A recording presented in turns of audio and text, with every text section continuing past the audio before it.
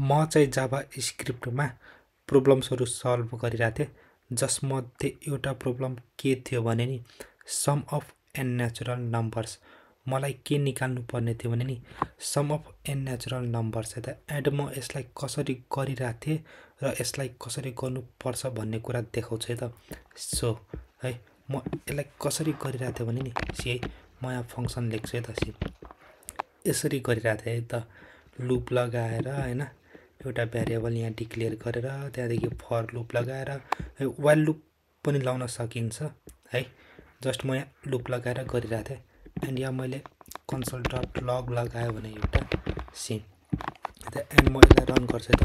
Note index dot JSC 55 आइरहेछ होइन। And मैले यहाँ 100 दियो भने यसको सम निकालेर दिन्छ यसले, नो डाउट है त। डाउट कुनै पनि छैन यसमा। बट जब मैले यसको टाइम कम्प्लेक्सिटी निकालेँ नि, लाइक यो जुन फङ्सन छ नि है, यसलाई रन हुन कति टाइम लाग्छ त है। लाइक यो जुन लुप छ नि हाम्रो, यो लुपलाई रन हुन कति टाइम लाग्छ त, त्यो क्यालकुलेट गरेर हेर्दाखेरि गाइज है म सक भएँ त। सी है यहाँ मैले होइन यसको म टाइम निकाल्छु है त। सी यहाँ दिएँ होइन, त्यहाँदेखि म यसरी टाइम इन पनि दिएँ है त। अब म यसको टाइम निकाल्छु है त।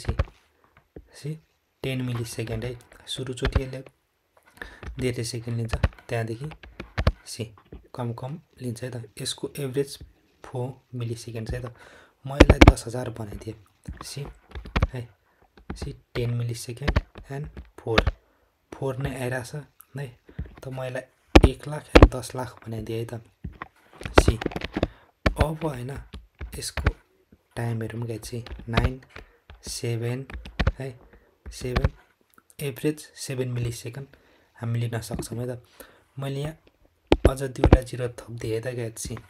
अब म यसको टाइम कम्प्लेक्सिटी निकाल्छु। सी 96 मिली सेकेन्ड 95 96 है त। सी त एभरेज हामी 96 लिन सक्छौँ। त म यहाँ अझै एउटा जिरो थपिदिएँ। अब यसको निकालौँ है गाइज। सी है सी गाइज 800 मिली सेकेन्ड लियो है त। जति यहाँ हामीले यसको इनपुट बढाउँदै गयौँ होइन, त्यति यसले टाइम बढाउँदै गयो है त। सी है सी 800 मिली सेकेन्ड लियो गाइज। सी है त। सी है मैले अब अझै एउटा जिरो दिएँ भने नि गाइज यो 800 मिली सेकेन्डबाट डाइरेक्ट 13-14 सेकेन्डमा पुग्छ है त गाइज। सी है यो अब सी गाइज अड्कियो है त। सी यसले कम्प्युट गरिरहेछ है त गाइज है। यो नम्बर लियो एन्ड यो लुप चलिरहेछ है त। सी 13 सेकेन्ड लियो। म अझ एकचोटि चलाइदिन्छु। सी अब यो चलिरहेछ गाइज है त।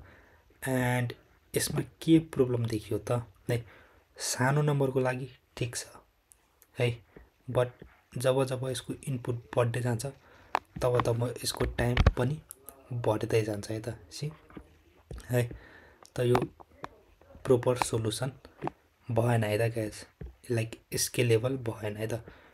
यसको प्रोपर सोलुसन के हो भने नि गाइज सी है सम अफ एन नम्बर्सको फर्मुला हो है त। सी यदि मैले होइन तपाईँहरूलाई होइन यसको फर्मुला देखायो भने कसरी हुन्छ भने नि यसको फर्मुला यसरी हुन्छ त गाइज। सी तपाईँहरू गुगलमा पनि सर्च गर्न सक्नुहुन्छ है त।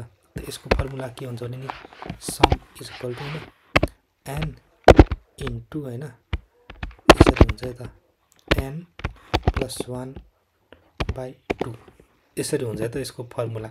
लाइक यसको होल हुन्छ होइन, गुगलमा सर्च गर्नु है त, तपाईँहरूले भेटाइहाल्नुहुन्छ।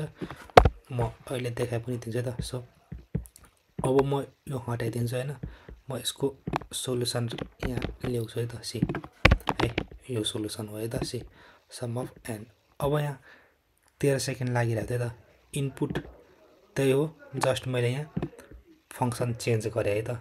यहाँ के लगाइदिएँ, म्याथको फर्मुला। अब यहाँ हेर गाइज यसको टाइम हेर। सी 12 मिली सेकेन्ड 4 गाइज। यसको टाइम कन्स्ट्यान्ट भयो त गाइज। मैले अझै एउटा जिरो थपिदिएँ भने होइन सी 4 मिली सेकेन्ड नै लिइरहेछ गाइज है सी है त मैले अझै एउटा जिरो थपिदिएँ भने सी सी गाइज सी 4 मिली सेकेन्ड नै लिइरहेछ बट मैले यसलाई कमेन्ट गरिदिएँ एन्ड यसलाई मैले अनकमेन्ट गरिदिएँ अब म यसको होइन सम निकाल्छु भने सी यो अब अड्केको गाइज कति सेकेन्डमा निकाल्छ थाहा छैन है त निकाल्न त निकाल्छ तर धेरै नै टाइम लिन्छ है त गाइज यसले सो यसको बेस्ट सोल्युसन के हो भने यो हो है त अब म यसको फर्मुला देखाउँछु त तपाईँहरूलाई गुगलमा यहाँ ओके सी म तपाईँलाई यसको सोल्युसन देखाउँछु त sum of n natural numbers formula C छ नि गाइज यहाँ है त यो फर्मुला लाउन सकिन्छ है त अब यसले क्याल्कुलेट गरौँ छैन गाइज सी अझसम्म यसले गरेको छैन है त सी क्याल्कुलेट गरि नै रहेछ है तपाईँले कतिखेर गर्छ नो आइडिया है त हेरौँ है त हेर्दै जाऊँ त बेस्ट सोल्युसन यो है त गाइज यसलाई कन्स्ट्यान्ट टाइम लागिरहेछ है त यदि मैले यसको टाइम कम्प्लेक्सिटी डिफाइन गर्नु पर्यो भने यसको हो ओ अफ एन लाइक जति जति इनपुट बढ्दै गयो त्यति त्यति नै यसको टाइम पनि बढ्दै गयो एन्ड यसको टाइम कम्प्लेक्सिटी के हो भने ओ अफ एन है त डाटा स्ट्रक्चरको म ल्याङ्ग्वेज भनिरहेको छु त guys O of n sorry यसको भनेको ओ अफ 1 है त कन्स्ट्यान्ट टाइम एन्ड यो जुन फङ्सन छ यसको ओ अफ एन मतलब मैले भनिसकेको चाहिँ त फेरि एकचोटि भनिदिइरहेको छु यसको time complexity O of n like जति जति इनपुट बढ्दै गयो त्यति त्यति नै टाइम पनि बढ्दै जान्छ है त एन्ड यसको ओ अफ 1 है त जतिसुकै इनपुट बढे पनि टाइम चाहिँ कन्स्ट्यान्ट नै हुन्छ है त तब यसले क्याल्कुलेट गर्नु सकेन है त म यसलाई कमेन्ट गरिदिन्छु एन्ड यसलाई अनकमेन्ट गरिदिन्छु भने 4 मिली सेकेन्ड मैले निकालिदिन्छ त गाइज है अहिले 11 लियो अब 4 लिइरहेछ सी कन्स्ट्यान्ट टाइम सी त हामी एभरेज 4-5 मिली सेकेन्ड लिन सक्छौँ है त यही नै भन्नु थियो है त गाइज मलाई यो भिडियोमा